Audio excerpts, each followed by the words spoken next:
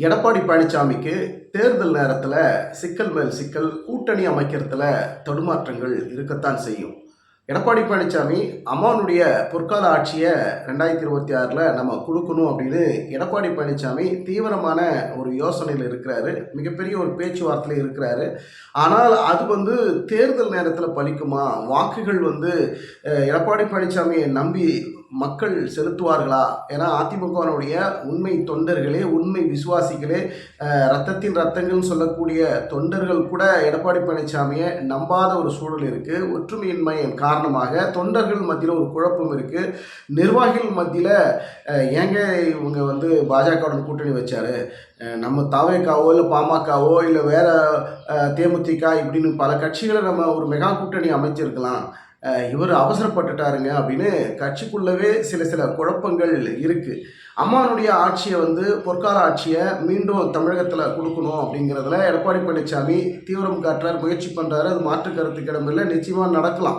ஆனால் இன்னொரு பக்கம் திமுக பலமான ஒரு கூட்டணியில் மீண்டும் 2வது முறையாக ஆட்சியை தொடருவோம், 200க்கு 200 தொகுதியில் நாங்கள் வெல்வோம், 234 தொகுதிகளில் 200 டார்கெட் இருக்குது, 234 ஜெயிச்சாலும் ஜெயிப்போங்க அப்படிங்கிற அளவில் இன்றைக்கி திமுக டார்கெட் பண்ணி சேலஞ்சு பண்ணி அவங்க களத்தில் இருக்கிறாங்க. அவர்களை வீழ்த்த வேண்டும் அப்படின்னா இன்றைக்கி பாஜகவுடன் அதிமுக கூட்டணி உறுதி செய்யப்பட்டிருக்கு. கூட்டணி உள்ளே போயிட்டாலும் எடப்பாடி பழனிசாமி ஏதோ ஒரு நிர்பந்தத்தின் அடிப்படையில் பாஜக கூட்டணியில் இருக்கிறார் அப்படிங்கிறது எல்லாருக்குமே அது தெரிஞ்ச விஷயமாக இருக்கிறது. இது ஊடகத்தின் மத்தியிலும் சரி, சமூக வலைதளத்திலும் இது ஒரு பேசுபொருளாகவே இருக்குது. சிறுபான்மையர்கள் ஓட்டு இஸ்லாமியர் கிறிஸ்தவர்கள் வாக்குகள் எடப்பாடி பழனிசாமி அதாவது பாஜக அதிமுக கூட்டணிக்கு பதிவாவதற்குள்ள மிகப்பெரிய சிக்கல் இருக்கும். இங்கே தான் இந்த வாக்குகளை யார் பெறப்போகிறார்கள்? அது திமுக வசம் போகும், இல்லை தமிழக வெற்றி கழகம் புதிதாக கட்சி தொடங்கி 2026 எங்களுடைய இலக்குன்னு சொல்லக்கூடிய விஜய் அவர்களுக்கு இந்த சிறுபான்மையர்கள் வாக்குகள்லாம் அவங்க டார்கெட் பண்ணி பிளான் பண்ணுறாங்க. இந்த வாக்குகள் சரி எடப்பாடி பழனிசாமி பாஜக அதிமுக கூட்டணிக்கு கிடைக்காமல் போனால் இது ஒரு மிகப்பெரிய பின்னடைவை கொடுக்கக்கூடிய ஒரு வாய்ப்பு இருக்கிறது. கட்சி ஒரு கட்சி வலிமையானதாக வலுவானதாக இருக்கின்ற போது பல கட்சிகள் கூட்டணி வைக்கிறதுல வரும். ஏன்பா இந்த கட்சி பெரிய கட்சிப்பா, பெரிய கட்சி அதிமுக, மாற்றுக்கிறதுக்கு இடமில்லை. தமிழகத்தில் ஒரு மாபெரும் இயக்கம், அந்த இயக்கம் அந்த கட்சி இன்று வலுவாக வலிமையாக இருக்கிறதா அப்படிங்கிறதுல தான் பெரிய சிக்கலும் கேள்விகளும் இருக்குது. தொண்டர்கள் மத்தியில் ஒரு அதிருப்தி இருந்தாலும் கூட நிர்வாகிகள் மத்தியில் அதிருப்தி தொடர்ந்து கொண்டே இருக்கிறது. கட்சி இன்னைக்கு வலிமை இழந்து கொண்டே போகிறது. நாம் எப்படி இருந்தோம், கட்டுக்கோப்பாக இருந்தோம், வலிமையோட வலுவாக இருந்தோமே, இன்னைக்கு இப்படி சரிவு நிலையில் போய்கிட்டு இருக்கிறோமே அப்படின்னு தொண்டர்கள் மத்தியில் கூட ஒரு மனக்கசப்போடு தான் அவர்களுடைய பயணங்கள் அரசியலில் தொடர்ந்து கொண்டே இருக்கிறது. இதையெல்லாம் யார் ஈடு செய்யணும், யார் சரி செய்யணும், யார் வலிமையாக மாற்றணும் அப்படின்னா கட்சியினுடைய தலைமையில் இருக்கக்கூடிய எடப்பாடி பழனிசாமி, கட்சியுடைய பொதுச் செயலாளர், கட்சி தலைமையில் இருக்கக்கூடியவர் தான் இந்த பொறுப்புகளையும் இந்த வலிமைகளையும் வலுவான இயக்கமாக மாற்றுவது அவருடைய கையில் தான் இருக்குது. ஆனால் எடப்பாடி பழனிசாமி சுற்றி இருக்கக்கூடிய, அதாவது கட்சிக்கு எடப்பாடி பழனிசாமி தலைமை ஓகே, எங்கள் தலைவர் சூப்பர் அப்படின்னு கட்சி தலைமையில் பேசுகிறாங்க. ஆனால் தொண்டர்கள் மத்தியில் நீங்கள் விரிவாக வெளியில் பார்க்கின்ற போது அங்கே ஒரு சலசலப்பு நிச்சயமாக இருக்கிறது. அது குறிப்பாக மாவட்ட செயலாளர்களுக்கு, அந்தந்த தொகுதியில் மாவட்டங்களில் இருக்கக்கூடிய மாவட்ட செயலாளர்களுக்கு இது நன்றாகவே தெரியும். 2026 சட்டமன்ற தேர்தலில் இது இன்னொரு பேரமும் போய்கிட்டு இருக்கு. நம்ம அந்த தொகுதியில் மாவட்ட செயலாளர் இருக்கிறாங்கன்னா அந்த மாவட்டத்தில் அந்த தொகுதியில் 3-4 சட்டமன்ற தொகுதி இருக்குதுன்னா அங்கே எந்த வேட்பாளரை நிறுத்துவது, வலிமையான வேட்பாளரை நிறுத்தணும்.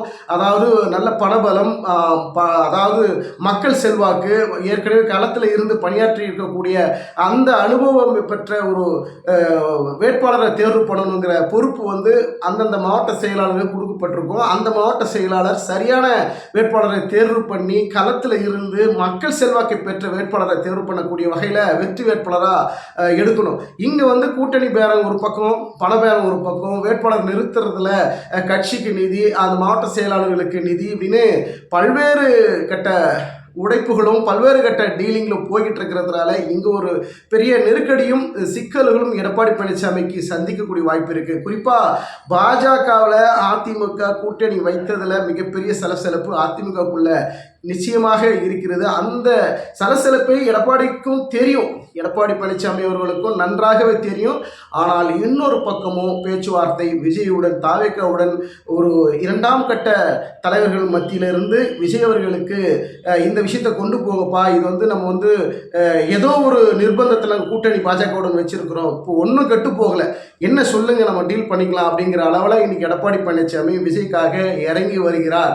விஜய் எடப்பாடி பழனிசாமி தேமுதிக பாமக இப்படி ஒரு ஃபார்மேஷனில் கூட்டணி அமைந்தால் வாய்ப்புகள் அதிகமாக இருக்குது அப்படிங்கிறது தான் ஒரு கள நிலவரமாக இருக்கிறது. அதே போல் பாஜக தமிழகத்தில் ஒரு வாக்கு வங்கிங்கிறது பெரிய அளவில் கிடையாது. ஆனால் நாடாளுமன்ற தேர்தலுங்கிறது அது வந்து நாடாளுமன்ற தேர்தல், அது எம்பிகளையும் பிரதமர்களையும் உருவாக்கக்கூடிய தேர்வு பண்ணக்கூடிய ஒரு தேர்தல். ஆனால் இங்கே சட்டமன்ற தேர்தலுங்கிறது ஒரு மாநிலத்தை நிர்வகிக்கிற முதலமைச்சரை தேர்வு செய்யக்கூடிய எம்எல்ஏக்கள் சட்டமன்ற உறுப்பினர்களை தேர்வு செய்யக்கூடிய தேர்தல், சட்டமன்ற மாநில தேர்தல் இருக்கின்ற போது அந்த நிலையில் இருக்கிற போது ஒரு முதலமைச்சர் யார், அந்த ஆட்சி செய்யக்கூடியது எந்த கட்சி அப்படிங்கிற அளவில் வரக்கூடிய பவர் வந்து அந்த மாநிலத்துக்கு சுயாட்சியாக வரக்கூடிய ஒரு வாய்ப்பு. அந்த இடத்துல எடப்பாடி பழனிசாமி பாஜகவுடன் கூட்டணி வைக்கின்ற போது பாஜகவுக்கு தமிழகத்தில் வாக்கு வங்கி பெரிய அளவில் இல்லாத போது எடப்பாடி பழனிசாமி அங்கிருந்துகிட்டு என்ன செய்கிறாரு, பாஜக வளர்க்கறதுக்காக பண்ணுறாரா, இல்லை திமுக மீண்டும் இரண்டாவது முறையாக தொடர்ந்து அதிமுக வந்து கடந்த காலத்தில் பார்த்தீங்கன்னாக்கா ஜெயலலிதா அவர்கள் உயிருடன் இருந்த போது அவங்க வெற்றி பெற்றார்கள், தொடர்ந்து இரண்டாவது முறையாக ஆட்சியை பிடித்தார்கள். அதுபோல திமுக இந்த முறையும் மீண்டும் இரண்டாவது முறையாக ஆட்சி தொடர்வதற்கு எடப்பாடி பழனிசாமியே துணை போகிறாரா, அதற்கு வழிவிடுகிறாரா, அதற்கு தகுந்த வழிகளை திமுகவுக்கு சாதகமாக இருக்கிறாராங்கிற பெரிய குற்றச்சாட்டு இன்னொரு பக்கம் சமூக வலைதளத்தில் வைரலாக பரவுகிறது. எடப்பாடி பழனிசாமி அந்த ரூட் எடுக்கிறாரா, இல்லை வந்து நம்ம முதலமைச்சர் ஆகணும் அப்படின்னா ஏன் இவர் பாஜகவுடன் கூட்டணி வைத்தார், இது வந்து வேறு வகையில் இவர் வந்து டீல் பண்ணியிருக்க வேண்டிய விஷயத்தை வந்து பாஜகவுடன் அவசரப்பட்டு கூட்டணி வைத்து விட்டார் அப்படிங்கிற மிகப்பெரிய வருத்தம் தொண்டர்கள், அதிமுக தொண்டர்கள் மத்தியில் இருக்கிறத நாங்கள் களத்தில் இருந்து பார்க்கக்கூடிய ஒரு செய்தியாக பார்க்க முடிகிறது.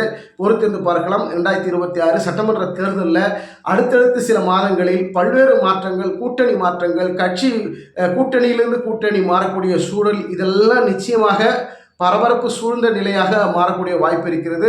பொறுத்திருந்து பார்க்கலாம். எடப்பாடி பழனிசாமி அடுத்த கட்ட முடிவுகளாக பல்வேறு அதிரடி முடிவுகளும் எடுப்பதற்கு தயாராக இருக்கிறார் அப்படிங்கிற ஒரு தகவல் தான் பார்க்க முடிகிறது. பொறுத்திருந்து பார்க்கலாம். 2026 சட்டமன்ற தேர்தல் எடப்பாடி பழனிசாமி வலிமையாக கட்சியை வழிநடத்துகிறார் அப்படின்னா கூட்டணியை பலமாக மெகா கூட்டணியை அமைக்கப் போகிறாரா, தடுமாறப் போகிறாரா, அவர் தொடரக்கூடிய பல்வேறு சிக்கல்கள் எப்படி அவர் எதிர்கொள்ள போகிறாருங்கிறதுல தான் இந்த தேர்தலுடைய ட்விஸ்டே இருக்கிறது. அது குறிப்பாக எடப்பாடி பழனிசாமிக்கு இருக்கும். அந்த ட்விஸ்ட்டுகளையும் அந்த சிக்கல்களையும் சவால்களையும் எப்படி எடப்பாடி பழனிசாமி எதிர்கொள்ள போகிறார் அப்படிங்கிறத நம்ம பொறுத்திருந்து பார்க்கலாம். அதிமுக பாஜக கூட்டணி ஒரு நிர்பந்தத்தின் அடிப்படையில் உருவாக்கப்பட்டிருக்கு. அதில் எங்களுக்கு எந்த விதமான ஒரு மனநிறைவோ ஒரு சம்மதமும் கிடையாதுங்க. இது வந்து ஏதோ ஒரு நிர்பந்தத்தில் ஏற்பட்டிருக்குங்கிற ஒரு மனக்குழப்பத்தில் தான் அதிமுகனுடைய நிலை போய்கிட்டு இருக்கு. இந்த கூட்டணி பிரேக் ஆகுமா, வேற கூட்டணி அமையுமா அப்படிங்கிற ஒரு எதிர்பார்ப்பும் அதிமுக தொண்டர்கள் மத்தியில், நிர்வாகிகள் மத்தியில் அதிக அளவில் இருக்குது. ஆனால் குறிப்பாக எடப்பாடி பழனிசாமிக்கு இந்த விஷயம் இருக்குது. தாவேக்காவுடன் பாமக தேமுதிக இவர்களை எல்லாம் ஒன்றிணைத்து ஒரு மெகா கூட்டணி அமைக்கலாம் அப்படிங்கிறதுலையும் எடப்பாடி பழனிசாமியுடைய அடுத்த கட்ட நகர்வுகள் இருக்கத்தான் செய்கிறது. பொறுத்திருந்து பார்க்கலாம்.